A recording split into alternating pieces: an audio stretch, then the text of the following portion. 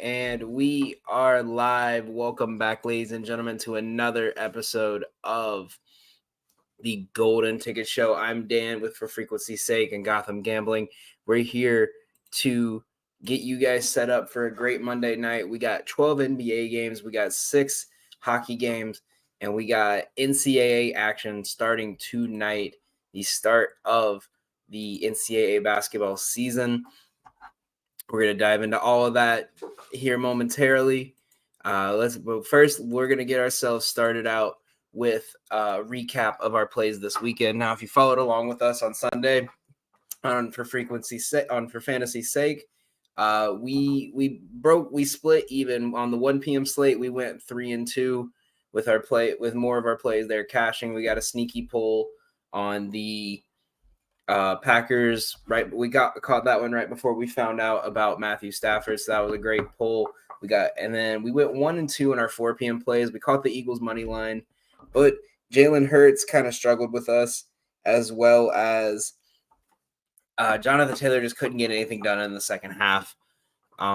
So we broke even there, 5-5 on the weekend. If you count our Thursday night plays, we are 6-6 this week, going into our final plays for Monday Night Football. So hopefully we can get ourselves another win and have a back-to-back winning weeks for the first time since the first 2 weeks. We've kind of went back and forth ever since. So let's start. We're going to break down some NCAA action. Once again, before I start, make sure you guys do like and subscribe to Golden Ticket Show, as well as For Frequency's Sake. We have a bunch of great shows from a bunch of great people that we're working 24/7 over here to give you guys the best content available. So make sure you guys give us a like. Make sure you share us with your friends. Make sure you subscribe to our show. If you guys have any questions for fantasy tonight, any gambling questions, anything you guys want to know for tonight's slates on any sport, make sure you guys send those questions in real quick here, and we'll get them answered for you guys. So our plays that I love for the NCAA opening night. So our first play was Georgia plus 5.5. That game is now live. Not looking the best right now. They played great to start the second half, but they are currently down 13 to an Oregon team that, they just, maybe I had a bad read on this one, but Oregon is just smoking them. They don't really seem to have any kind of movement with the ball. They're just kind of standing around waiting for Oregon to jump, and Oregon's playing patient. So tough read to start. But our next three we have Purdue minus 19.5. I hate this one. My full season is going to, once it gets towards conference play, is I'm fading Purdue every chance I get. I'm going against them on the spread every chance, because Purdue has been one of those teams that we see every year that they play great in the regular season because they have a 7-foot big man, but they cannot play in the playoffs or the conference tournament or national tournament, wherever they may be. They're not going to play well. But you come off a loss to one of the most historic losses in NCAA history as a 16 seed losing to a 1 seed, or a 1 seed losing to a 16. That not only that, the 16 seed went deep this year, and that could have been Purdue. But their identity is too much around get the ball to the big guy. I think teams have figured out how to play Edey, so we'll definitely have to see if he's kind of transformed his game a bit from what we saw where he kind of got exposed with last year with these teams that are undersized, like Samford. But this is a statement game for Purdue. After a loss like that, you can't come out and struggle to start, or your seeding's going to drop. People aren't going to take you seriously. They know that you're going to be a lot easier of a team. They got to come out and dominate this game. They got to come out and blow this team out. And that's exactly what they're going to do. Also, their last 3 games with a buy-a-win game, meaning this is their week 1 matchup at home where they pay these schools a bunch of money to come here and get their tail kicked. They've won all of them by over 20 points. I don't see anything different tonight. Samford has a great team, but they're undersized, and I think with the fact that there is a 7-footer down low, they're going to be very cautious about going to the lane unless they can get him in foul trouble, but I don't see that happening tonight. So give me the Purdue on the points tonight. Bellarmine. If you don't know this name, you need to get used to it. This is one of the most underrated teams in college basketball. Now, the reason people don't talk about this team that much is because they just transitioned from Division II to Division I, so they're not eligible for the playoffs. So a lot of people aren't really paying any attention to them because they're not eligible for any kind of tournament for another 3 years. But their first year, they beat Kentucky. They held into Louisville. This team plays a very old school, fast-paced approach that you don't see, and it's just 5 players moving constantly until they find that one little lane that you forgot about and they score on you. It's a team that I think that with the way Washington's having the injury troubles and with the way this team played last year, I think they're going to come out hot again. I like the plus 12.5. Take that with ease. I think that's going to be an easy cover tonight. I think this could be a lot closer game, and it's really going to put them on the map. And our final play is going to be Rutgers and Princeton under 137.5. And that's just Rutgers has been one of these teams that you never really know what you're getting each night. But Princeton lost majority of their team to graduation, and they lost majority of their team to injuries in the preseason. So they're going in with a new rotation that they haven't really felt comfortable with, going into a very tough stadium in Prudential Center out for Rutgers. I think Rutgers is going to easily win this game, but I think this is going to be a game you're going to see them get to a big lead, and everything's it's just going to slowly crawl the rest of the game. These are two teams that like to take all 30 seconds of the shot clock. So unless there's a huge scoring run or just one player goes off or we even see a bunch of foul troubles or overtime, I like the under 137.5. Last I checked, it was actually at 139 last I saw. So I'm going to double check that real quick to see where we're at on that. Yeah, while we're pulling this up, give us your best bets for tonight because we're at 138. But give us your best bets for tonight. I really like a lot of this NCAA action tonight. I know the first weeks before the best time to bet college basketball is right after college football ends.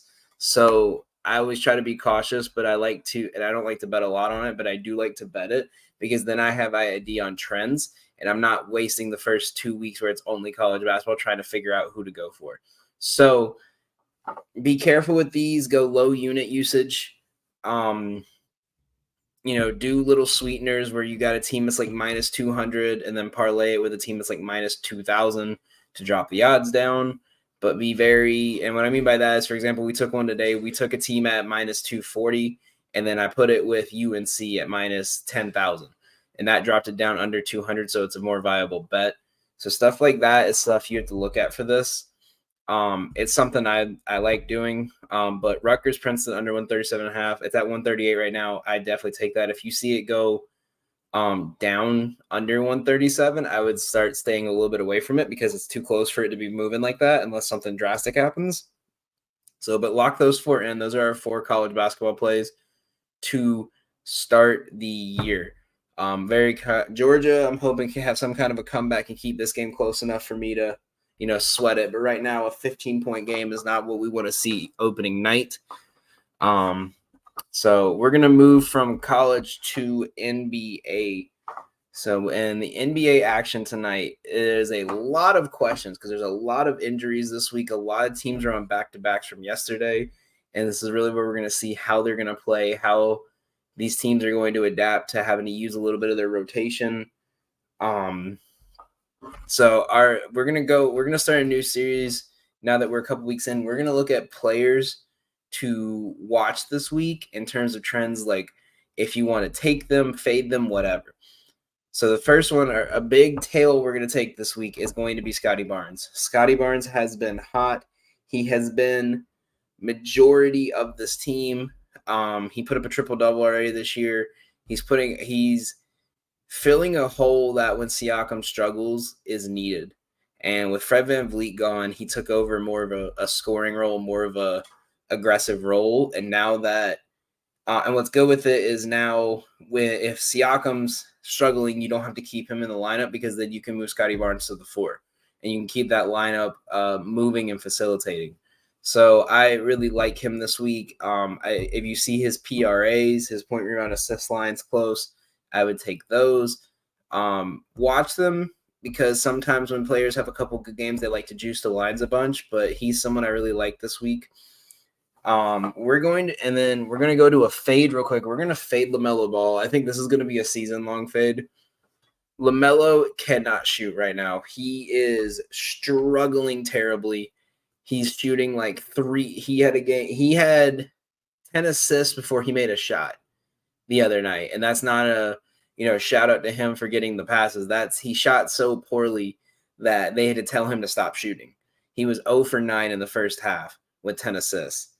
And you got with Terry Rozier out, he's going to be getting more playing time. I know they wanted to kind of hold his playing time down, but they're going to be giving him a lot more playing time. And with that, his lines are going to go up. I don't see him hitting those lines. He's struggling to score 15 points a night, and his line's at 20. We faded him twice already this year, and it's cash both times. So I will be, if his line's above 20, I'm fading it. If it's above like 23, 24, I'm putting like 2-3 units on it.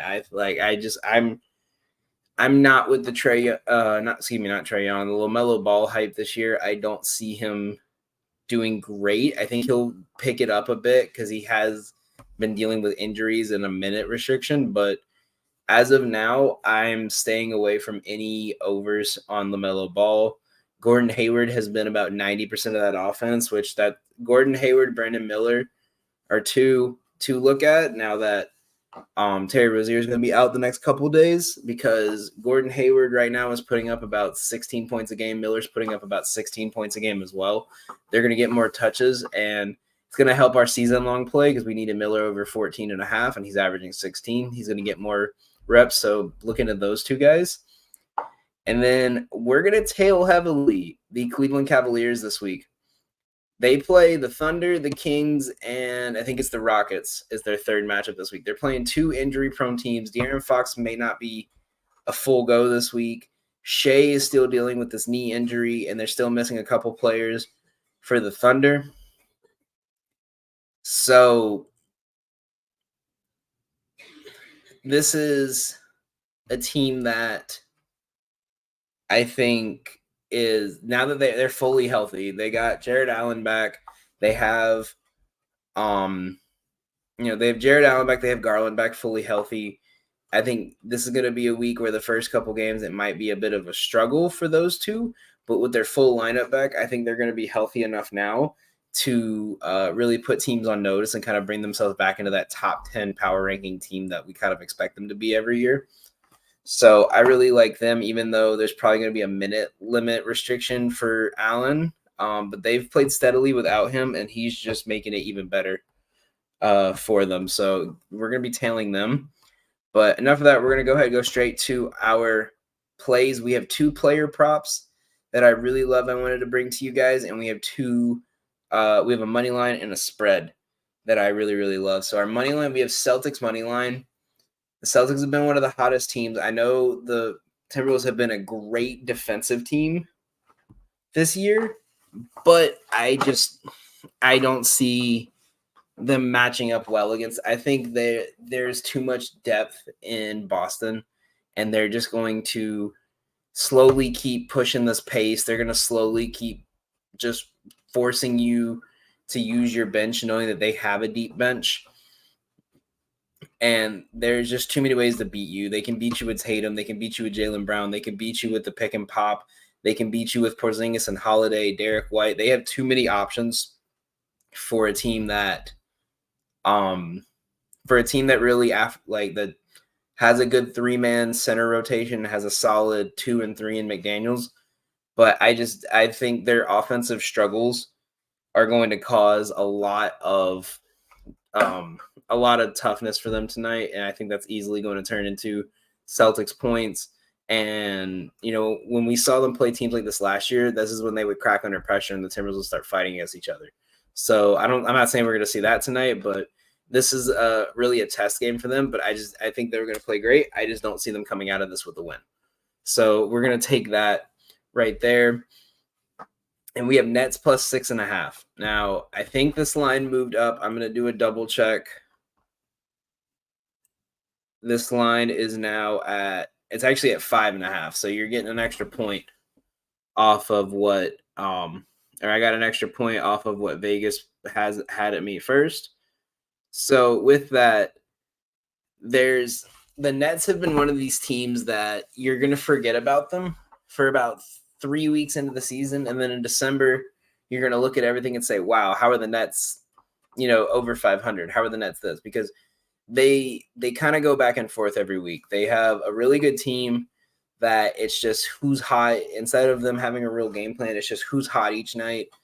But with that being said, as much as their defense has not been the best this year, they have had only one game where the score was above 10, and that was a 15-point win against the Hornets. In the Celtics game the other night finished at exactly 10, but other than those two, every game has been within 2 points. And with this Bucks team that doesn't have a bench, Damian Lillard has struggled, and he's not playing defense, and everything is relying on Giannis, but now they have more money on their books. It's the same team with less defense and less of a bench. And I think with the Nets scoring ability, I think they're going to be able to keep this game close. So I like Nets plus 6.5 here. I think we're going to have to take that. That's going to be I think it's going to be an easy lock tonight. But then again, tail that one with caution, because I also said Georgia was a lock tonight too. And they're down 17 right now with 9 minutes to go. So we're hoping for a miracle there so we can start out 1-0, or DJ's going to have my butt. And then we have 2 player props. Also, real quick with that Nets game, also you can look at the second quarter money line as a good bet. The Bucks have lost the second quarter in every game this season because they play Giannis and Lillard about 10, 11 minutes each in the first. So they're playing a bench that's just not there in the second, versus a lot of these teams that are playing 6-7 minute for their starters in the first, and they're playing their starters a lot in the second. So that's going to be where they come back. I also like their second quarter money line. I would sprinkle a little on there. It might be like a half a unit play, but that's a good one as well. And we have 2 player props I love. We're going to start with Damian Lillard over 5.5 assists. Now, he has only hit this once this year. And as we said, he's kind of struggled offensively. So you might be wondering why we're taking this. Lillard has went over this line on the road in 15 of his last 16 games as a favorite. When his team's on the road and he knows that his team is dominant, he plays great. He passes. I think until his shot comes back, he's going to be doing the pick and roll a little bit more with Giannis, and he's going to try to get everyone else involved until his shot starts to come back. And his last 4 games against the Nets, he's averaging 9.5 assists per game. He's had 2 12-assist games and a 9-assist game against this team. He's hit this line in 5 of his last 6 against Brooklyn. So I like him kind of facilitating the ball. I don't think Ben Simmons, as far as I remember, Claxton's still not fully back. I don't think Day'Ron Sharpe and Claxton, even if Claxton was ends, and Ben Simmons are going to be able to guard Giannis. And Giannis should be able to get to the bucket at will, versus Damian Lillard is going to have a harder time because he's going to have Dinwiddie and Bridges on him. So I think the ball's going to be fed into Giannis every single chance they can tonight. And I see Giannis kind of taking advantage of undersized centers and putting them in foul trouble. And I could see a lot of pick and roll alley-oops going from Lillard to the Greek Freak tonight. So we're gonna lock in Lillard over 5.5 assists. And we also have Nikola Jokic over 11.5 rebounds. Now, he's had 10 or more every game this year. The only time he has not hit this game line is when he had 2 games with 10 rebounds. Jokic is a beast on the boards. And a New Orleans team that's very shot hungry, if it's not falling, Jokic is going for 20 tonight. He's hit this 5 of 7 games this year, but also 5 of 7 against New Orleans. There's just everything in me. I hate betting these super high rebound lines because you never know with rebounding. but his rebound chance percentage is the third highest in the league. And that's the biggest stat to look at for rebound, because that's the opportunities for him to grab the rebound, how often he's still putting up. So he's getting about 25 chances a game, and he's putting up about 12 rebounds. So that means when it's him and another guy under the basket and they're the two go-tos, he's getting the rebound just about 50% of the time. And that's actually, as much as it doesn't seem like it, that's a number you want to see, because, you see about 10% of those are tip outs, 10% of those are dead balls out of bounds, and 10% of those are usually shots that are bounce in. Rebound chance just shows the amount of times when a shot goes up, is he the first one down low. So I like his over 11.5 rebounds. If you guys like these two plays, we also have two more.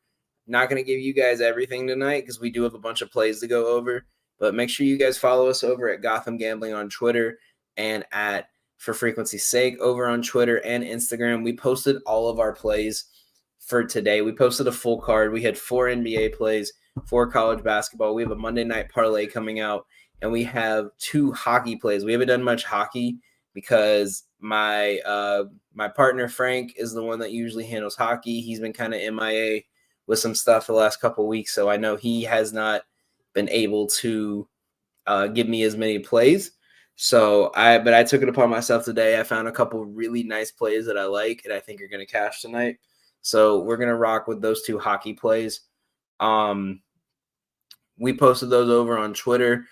I'm not as fluent in hockey enough to give you guys a full breakdown on those. That's the only reason we're not going over this tonight. So I'm hoping next week I can find a couple plays that I've kind of analyzed enough and got enough info from some experts to be able to give you guys full information on.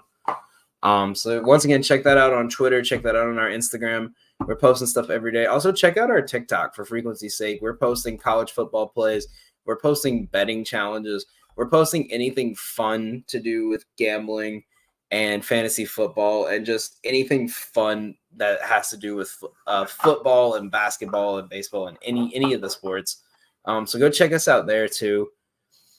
So we're going to go now to my favorite segment, and that is breaking down the NFL week. So in our plays last week that we broke down on stuff that we were going ahead and already taken, we went 2-1. Honestly, I'm not even going to lie. I was kind of disappointed in that Chiefs game. I don't know about you guys. I wanted something more high scoring, but we kind of hit a weird spot where we're hitting stuff. We're very streaky lately is the best way I could put it. So Thursday Night Football, we went 1-1. We took the Derrick Henry over. That hit by 3 yards. I know you have to be very careful with that one because I looked at different books. There was one book that had it at 75.5 yards, and he finished right at 75. So you had just missed it, whereas the other books had a little bit less of a sharp line on it. So, yeah, if you use PointsBet, be careful because they've been very sharp lately. They've been having a lot of bets that are within a yard of hitting. So that's something I'm really kind of being careful with. But I wanted to give you guys Will Levis over 201 yards because I just didn't see any way that he wasn't going to hit that. But I just couldn't fade a Mike Tomlin defense with a rookie quarterback. So that was kind of saved in the drafts. But we missed that over by just 2 points. We were on the dot. It was just a couple misplays that kind of led to it. So we'll take a 1-1 split. Like I said, so we were 6-6 going into tonight's game. So hopefully that'll get us over 7. So Thursday Night Football, we have another ugly matchup, and I'm sorry, Doug. I know you're a Bears fan. This is gross. The Bears have had they had one primetime game and they scored 40 points against a team that doesn't have a good defense, and now they're going up against a Panthers team which cannot score, but weirdly will randomly have a great defense like one week, and then the next week we'll have a terrible defense. So I don't know what we get this week. There wasn't any big injuries on the Panthers side to look out for. I know Justin Fields potentially could come back this week, but they might give him another week. But there's so much narrative in this game. There's a DJ Moore revenge game. There's there's the team. This is if the Bears win, they get to celebrate a win. If they lose, they get to celebrate that they have a draft pick that might be closer towards getting the number 1 draft pick, because they do have the Panthers' first round pick this year. I think that give me the over. I'm not even going to give an explanation. I think the Bears on Thursday night it just feels like it's going to be another over. It just feels like it's going to be another game that's like 30-25, like something where one of these quarterbacks throws for 300 yards, and we're going to say like if it's Young, it's like, oh, have we been doubting Bryce Young? Or if it's Bagent, it's like, should Bagent be starting over Fields? Or if it feels like, is Fields back? Yada yada. Give me the over. I think DJ Moore is good for a touchdown. I think he's good for whatever his receiving yards are. They don't even have a lineup for it yet, so be careful of that. I would take it up to close to 70, because this is going to be a revenge game for him, but I just don't trust it. It's weird to say how much I like this bet. I would take it up to 41.5 if I had to take something, put a gun to my head, but watch these lines a bit. Don't take anything straight off the jump. Give it a couple days. Wait probably till Thursday, see if the line moves anymore. Because I'd rather on Thursday be like, damn, I should have taken this then instead of now. Then play something now and have something crazy happen. So we're gonna do that. Sunday, our take it or leave it. We're taking Colts money line. And this game is so close that right now that you can find both teams at plus money on DraftKings right now. I know I did this morning. They were on right now. You can find on FanDuel the Colts are plus 106, and on BetMGM the Patriots are plus 105. So both teams are underdogs on some. This is going to be a big pick'em game.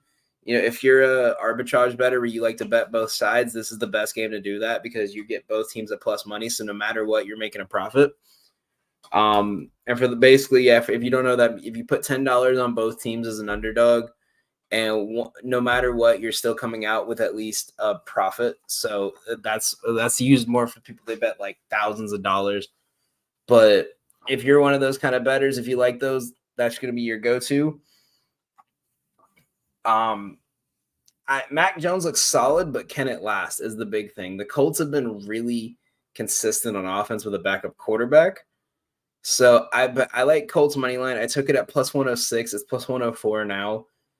Get those in before the lines change. Once those lines change, it's kind of it's going to make. I mean, it's still going to be viable. It's not going to change enough to make it like not make you not want to bet it. But would you rather win a bet for double your money or a couple dollars less than your money is how you're really going to have to look at it.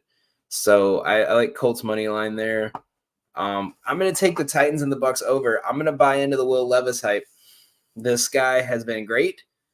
I think they've definitely found their quarterback for at least the next year or two. I think he's going to be, I think if they can keep DeAndre Hopkins another year, I think he's going to be very, very good next year. They now have a quarterback, so they can focus on getting some wide receivers and a defense in. A long ball threat like him can get them some good players, so I really do like them next year. The Bucks defense, I don't know what's going on. They've been very solid this year, and they've struggled the last 2 weeks. They let out Desmond Ridder nearly threw for 300 on him, and he struggled so much they benched him. And they let CJ Stroud throw for almost 500 yards. They like props to CJ Stroud. If you watch that game, that was a great game. But that's just, you can't let a rookie quarterback with no star receiver throw for 500 yards against you. That's just unheard of. And I think because of that, the teams have kind of figured out how to play this defense. I think they're going to struggle the rest of the year. And the Titans should be able to take advantage of it. I don't know if they're going to win per se, but I think Will Levis is going to have a great game. So watch his line. If it's anywhere where it was last week, I'm taking it again. If it's closer towards like the 220s, 230s, I might not put as much. I might stay a little bit less, but I think that's where you got to go for that one. So give me the over. It's 38 right now. I could see it going up towards 40 soon. If it's over 41 and a half, I would stay away. So I would take it now while you can, because once it hits 41, you're relying on both teams to score 3 touchdowns. That's going to be tough. As much as this is going to be a high-scoring game, that could be tough, and that's something that's really hard to look at. And then our final take for the 1 p.m. slate is going to be the Bengals and the Texans over. Both these quarterbacks are hitting their stride. Stroud has looked amazing. This offense has looked great. Both defenses have had their good days and had their bad days. But I think a matchup of Stroud and Burrow, the Ohio State product versus the former Ohio State player that Ohio State fans like to remind you he went there after he transferred out. This is going to be a great game for both quarterbacks.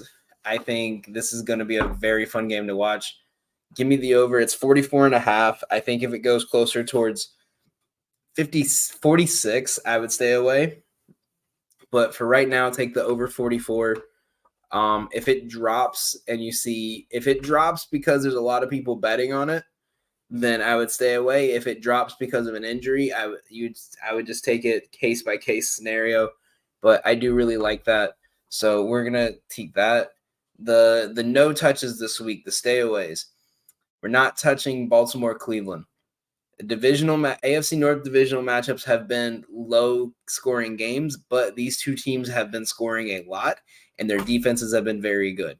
So this is such a really good matchup that I just don't want to touch. It's going to be fun to watch.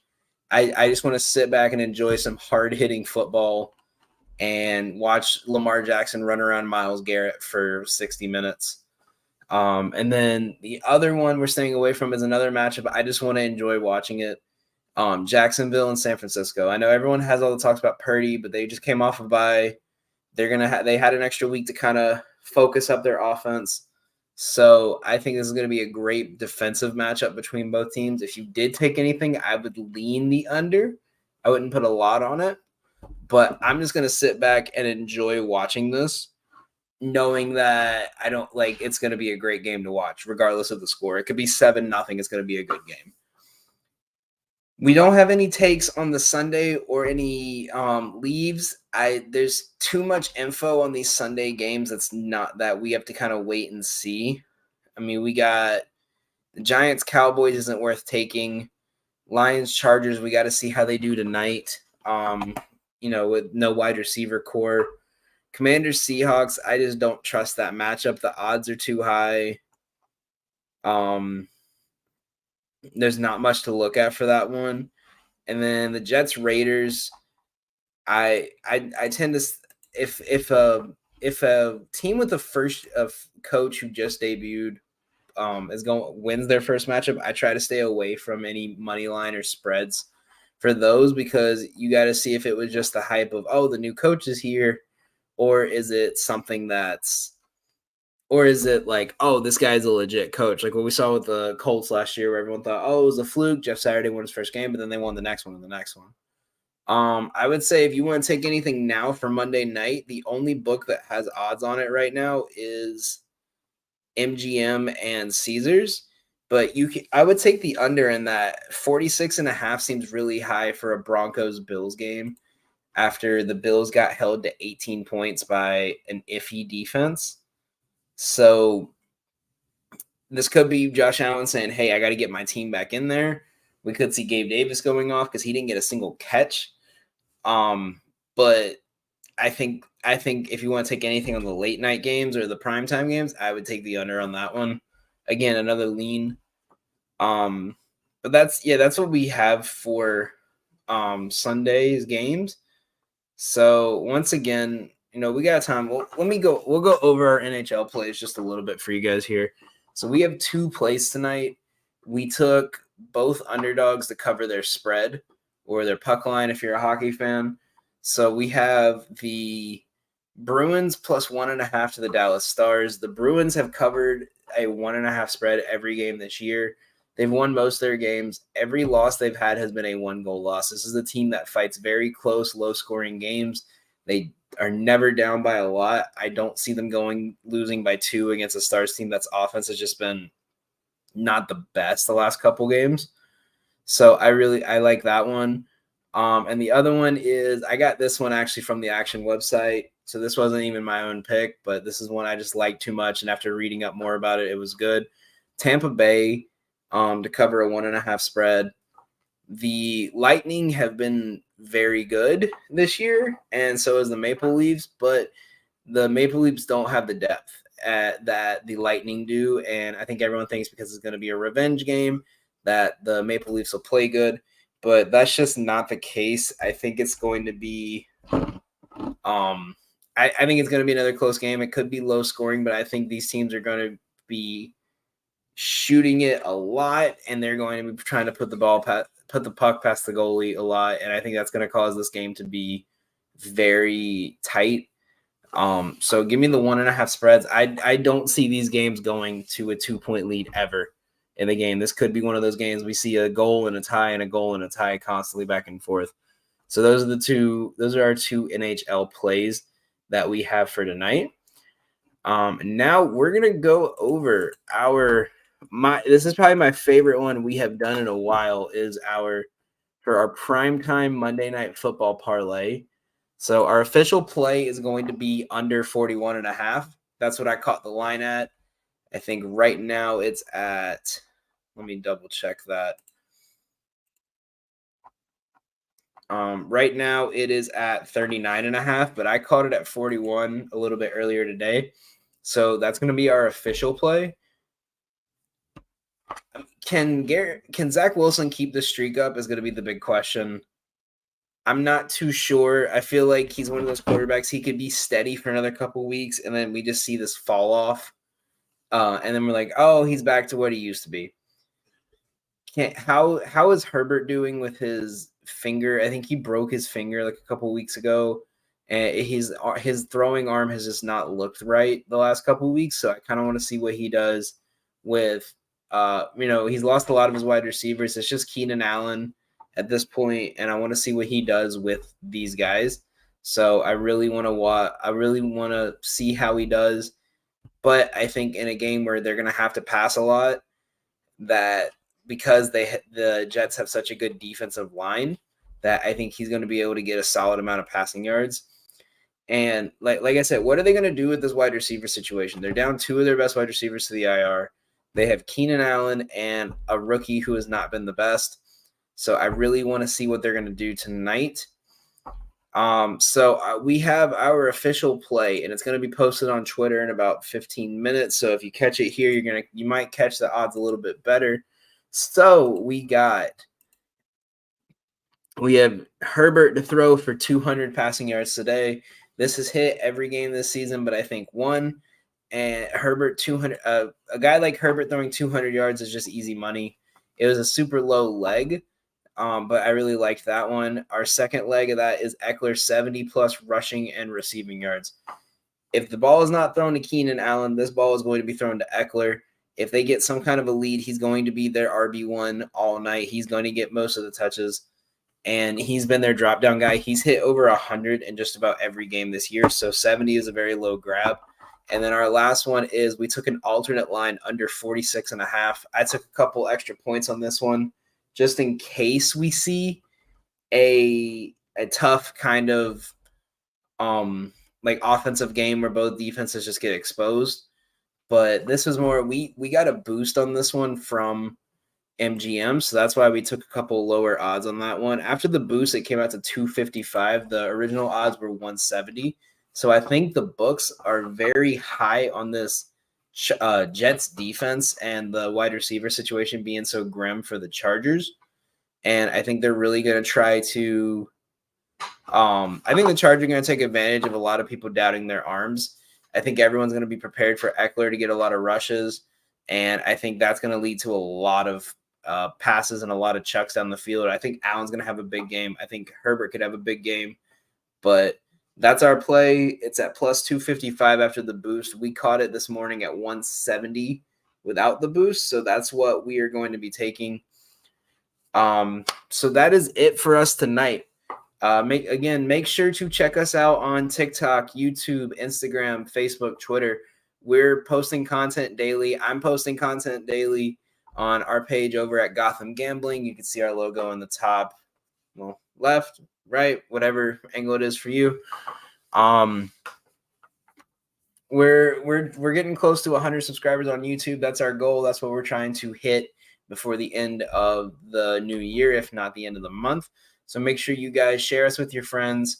Check us out on all our other shows, all our other channels, and best of luck on your bets tonight.